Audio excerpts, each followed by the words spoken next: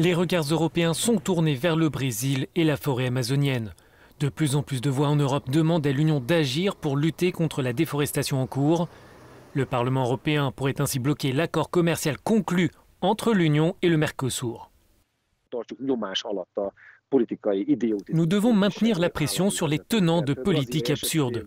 Dans le cas du Brésil, l'accord entre l'Union européenne et le Mercosur reviendra devant le Parlement européen dans les prochaines semaines ou les prochains mois.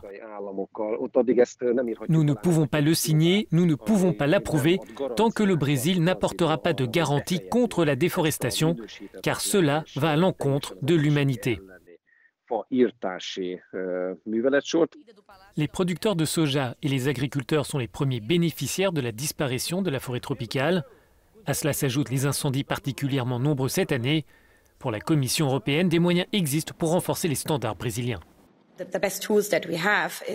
Le meilleur outil en notre possession est l'accord entre l'Union et le Mercosur, qui pour la première fois arrime le Brésil à l'accord de Paris. C'est le premier accord commercial qui contient des engagements obligatoires pour mettre en œuvre l'accord de Paris sur le climat, ainsi que d'autres accords environnementaux. C'est une façon de travailler avec le Brésil pour pousser et encourager chacun à respecter les engagements que nous avons pris à Paris et travailler ensemble sur d'autres questions environnementales. Et je pense qu'il y a des instruments pour renforcer ces engagements.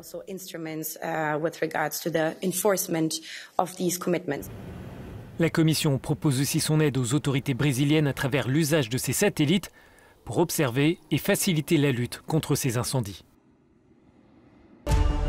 Le Royaume-Uni serait moins attractif depuis le référendum sur le Brexit.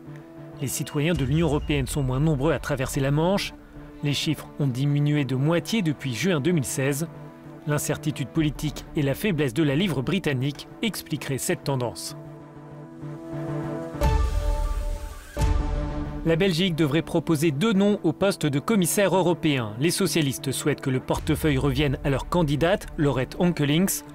L'autre nom qui circule est celui du ministre des Affaires étrangères, le libéral Didier Reynders. Les États membres ont jusqu'à lundi pour désigner leurs prétendants. La Commission européenne envisage de construire un nouveau centre de conférence à Bruxelles. L'espace actuel, vieux de 30 ans, ne correspond plus aux standards en matière d'économie d'énergie et de sécurité. Le montant des travaux est évalué à plus de 150 millions d'euros.